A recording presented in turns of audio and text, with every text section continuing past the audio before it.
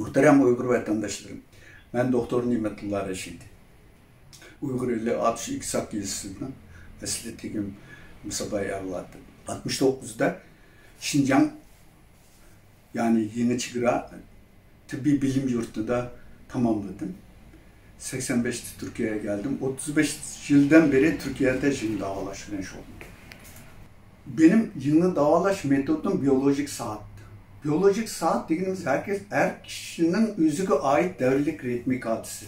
Bu biyolojik saat olayı 2017'de Amerikalı alimlerden Jeffrey C. Hall, Michael Rosbash, Michael W. Wang.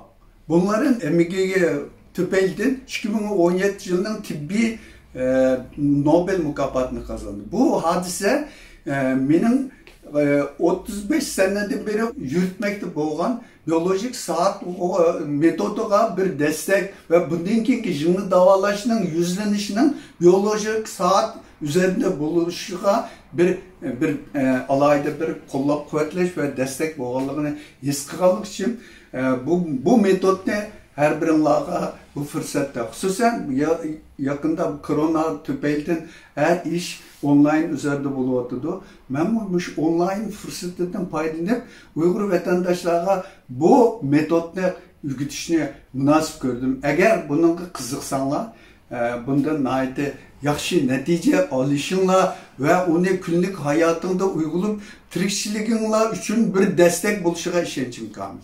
Bu metot İnsan vücudunu zaman şartı altında insan vücudundaki can dolaşım sızıklarının yani meridianlarının yani cingoların günlük nöbeti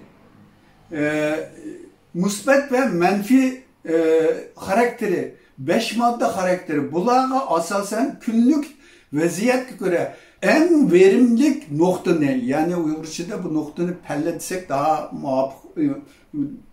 Uygurca'da uga desek muhaf olurdu. Eski kitaplarda pelli de bağlan. Bu en doğru pellin tallaş arkalık en yaxşı neticeye erişten ibaret.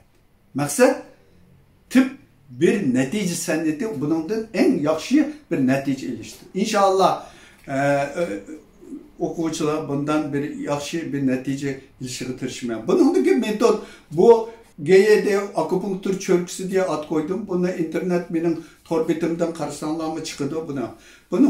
Bunu işletişini ügensenler mükemmel bir kisellikle yeni davalaşını müstakil halda kitalesiyle. Mesela bugün 2020 8. Oktober bugünkü günde günlük nöbet küçük vaktlik nöbet yürek.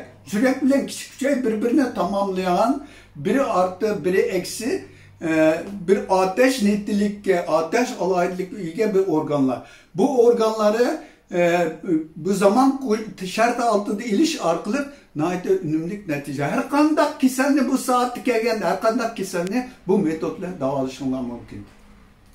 Teferruatlı bilgiler iler derslerinin vakti, zamanı, kaçan bunu sizlerle ayrıca okutuşumda şu çağda çizimletip üzerlerine məlum kısanlar oldu. Rahmet sizler.